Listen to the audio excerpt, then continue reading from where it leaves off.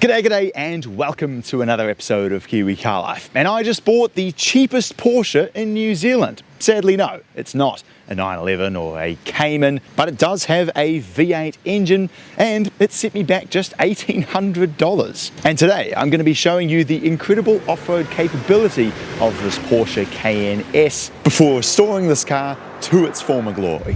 I decided I wanted to buy a Cayenne or Touareg after I witnessed the incredible capability of this Touareg V10 TDI that my friend bought, which underneath is basically the same car as it shares the same VW PL71 platform with my Cayenne. On a recent road trip around Wellington, it proved itself time and time again, being fast and fuel efficient, comfortable and somewhat sporty, featuresome and reliable. 360,000 kilometers later, and it has not a single fault. But the feature that really impressed me most was its off-roading capability. The Cayenne and Touareg come from the factory with a low-range gearbox and locking centre differential, and Case's V10 has the optional air suspension that can raise the whole car up by nearly 30 centimetres. Understandably impressed by the capability, affordability and the features of the Cayenne and the Touareg, I began scouring the classifieds for one of my own, and after filing through a few gutless Touaregs powered by the 2.5 diesel or 3.2 VR6 petrol, I stumbled across this V8 powered Cayenne for just $1,800. The story of this Cayenne S begins in 2006 when it left the factory in Leipzig, Germany. It was spec'd very poorly by the first owner in Japan, with the only options being heated seats, dual zone climate, sunroof and rock sliders. They did without the height adjustable air suspension, optional rear locking differential, detachable sway bars, 20-inch performance tyres, cruise control, auto lights, steering wheel buttons and many more. But nonetheless, they proceeded to do 100,000 kilometres around the streets of Japan before it was exported to New Zealand in 2014, where it's done another 90,000 kilometres around Auckland since. The guy who had it before me put it up for a dollar reserve after it developed a couple of issues. When I won the auction, my friend in Auckland with the Touareg picked it up on my behalf, and Jack and I flew in yesterday to pick it up. Understandably, any V8 Porsche that costs less than $2,000 is going to have a few things wrong with it, but surprisingly not as many as you might think. The 4.5 litre engine that powers this Cayenne, unlike the V6 diesel or VR6 petrol engines that come in the lesser models, isn't borrowed from VW, it's Porsche's own engine. They do suffer from cracked coolant pipes and, in poorly serviced examples, the dreaded Porsche bore score. But overall, they're known to be pretty solid. All it's got wrong is a dead coil pack causing a misfire, a cracked coolant expansion tank, dead boot struts that mean the boot doesn't really stay open, a little bit of headliner sag in the back, and the warrant of fitness is due next week. But that's it. Armed with the knowledge of these issues before I flew to Auckland, I ordered a couple of coil packs, an expansion tank, along with 8 spark plugs, oil and a filter to do a service when I got back to Wellington. After getting off the plane, we set to work uninstalling the old cracked expansion tank, which was nice and easy. Just a couple of bolts, a plug and a few hoses. With the new one installed, we bled the coolant and replaced the coil pack 2 with a couple bolts. With the covers all back in place, it was time to clear the interior of rubbish. I cut out and removed the hideous Japanese reversing camera screen and tidied up the boot. And to my surprise, for now anyway, that was all the car needed, just a couple $100 in parts and a morning's work.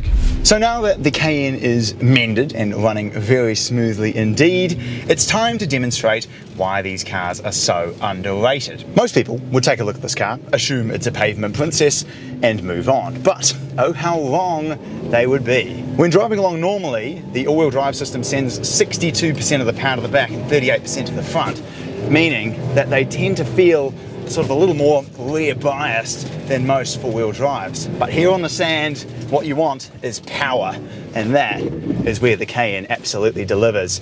With 250 kilowatt from the V8 engine, it's just so powerful. One of these with air suspension and extra ground clearance I imagine would be even more impressive. But even this one is still capable of getting through some pretty challenging stuff.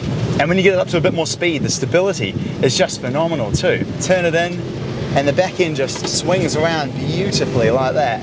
It just drives like a sports car, but out here, it's absolutely incredible. And when the going gets really tough, these, just like all four-wheel drives, are equipped with a low-range gearbox and a locking center differential, which means you can attack stuff like this.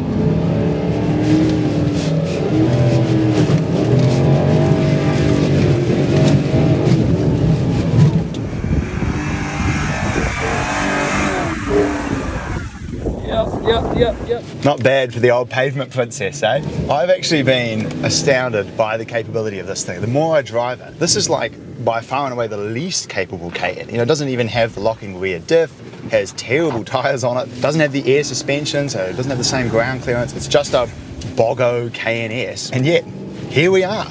Out here in supreme comfort and luxury. It's been completely faultless the entire trip. Occasionally the coolant temp does get up a little higher than I would like, but otherwise this thing has just been awesome. And it's funny, like guys like these, and they're fully kitted out, Japanese off-roaders, look at this and go like, how are you here? You're in a Porsche. And all we need to do is give them a bit of a V8 racket from behind to make them go, oh, maybe these things aren't so bad after all. That's it. Any car with low range, a locking diff and a bit of ground clearance can do that, but where the Cayenne really shines is on the road. With fully independent suspension all round, 6-piston front brakes and really communicative hydraulic steering, it drives a lot more like a sports wagon as opposed to a lumbering Jeep. It really is the ultimate go-anywhere car because it's extremely capable off-road, but it isn't at the expense of the on-road driving experience like with so many 90s Japanese off-roaders with solid axles and leaf spring suspension. Having lived with this Cayenne for a few days now and having piled on 3,000 kilometers of all sorts of different types of driving, I can confidently say that these are very underrated cars. They're immensely capable off-road, extremely good value for money, and in my experience, not really that unreliable or hard to work on, and parts were easy peasy to find online. However, while mechanically the Cayenne is actually in surprisingly great shape after just a couple of small fixes, cosmetically it needs a lot of enhancement. So let's set to work getting this car restored to its former glory. I began by installing 8 spark plugs. Not that the car really needed them, but it can help to improve performance a little. Fortunately, this wasn't difficult, as on the passenger side there's just one cover that pops off, and then the coils and plugs come right out. The other side was a little trickier, as I had to get the engine torque damper out of the way. With it removed, I discovered it was completely destroyed, so I ordered and installed a new one from AliExpress. It really is amazing the stuff you can get from China these days. I also got a new key, which arrived at the same time as the torque damper, so I cracked open the old key, swapped over the internals, and got the blade cut, and now it works perfectly and doesn't try to fall apart every time I want to use it. Now, with all the spark plugs replaced, I gave the car to Jack at Honda, where I used to work, to do an oil change.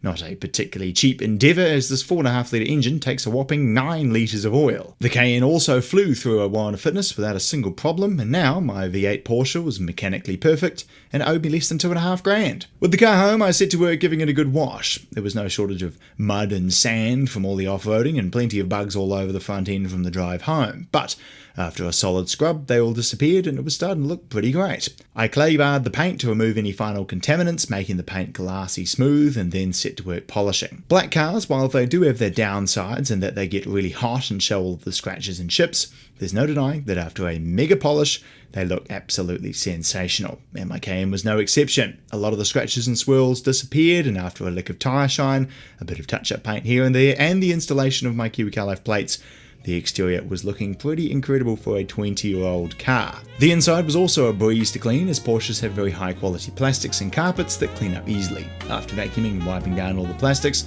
I conditioned all of the leather seats, and with that, after a few days' work, my cheap Porsche Cayenne S was officially complete.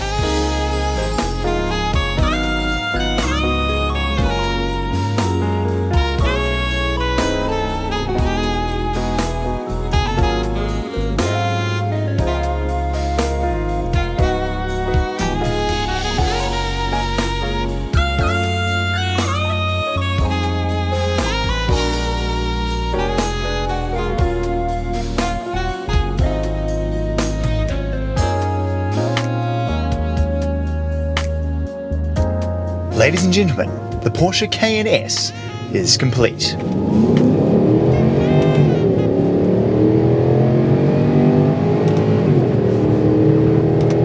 And what a lovely car it is. As I alluded in the earlier driving section coming back from Auckland, this car has an incredible ability to be everything great about an SUV, but also everything great about a Porsche. I think a lot of people like myself who really value the way that the inputs feel on a car seem to go from a Honda, because they're known for good steering feel, good throttle response, good zingy engines with nice feeling gearboxes, onto a BMW because it's kind of the same concept but 6-cylinder rear drive rather than 4-cylinder front drive, and then onto a Porsche because it's a similar concept to the BMW but a bit more exotic. And so when you drive a Porsche, you expect certain things: good throttle response, a nice zingy revvy engine, responsive handling and really good steering feel. Even in an SUV like this, you look down at the badge, you associate it with certain things, and fortunately the Cayenne definitely delivers, and it genuinely does drive like a proper sports car, even despite its weight and size. And I think that is what the most remarkable feature of the Cayenne is that it manages to literally do absolutely everything. The sound, the response from the transmission and the engine, and the feedback through all of the surfaces is incredible. And yet, it can also keep up with most cars off-road. This thing really surprised a lot of people on those dunes, and it continues to surprise me here on the road, not just with its driving experience, but also the build quality inside. When you clean this thing, the quality of the carpets are amazing. Just one swipe with the vacuum cleaner is all you need, and all the dirt just lifts right out of it. You're not sitting there scrubbing it for ages. All of the leathers and everything, with just a simple condition, have come up really nice. They just feel so tight and well stitched together. And this is why I really like cars like these. There is a balance, obviously. There's a lot of European cars out there that will absolutely ruin you, and I continually tell people to stay away from them. But poking through the cracks, there's a handful of kind of borderline cars like this that if you really bought the wrong one could absolutely ruin you, but in most cases are actually known to be pretty solid. And you get a, admittedly woefully inefficient, but really, really nice, easy to clean, fantastic to drive on and off-road vehicle for way less than any of its Japanese contemporaries. And so if anything, I hope this video has been a chance to open your mind a little to some of these perhaps slightly fringe European cars that most people write off as just being unreliable piles of garbage,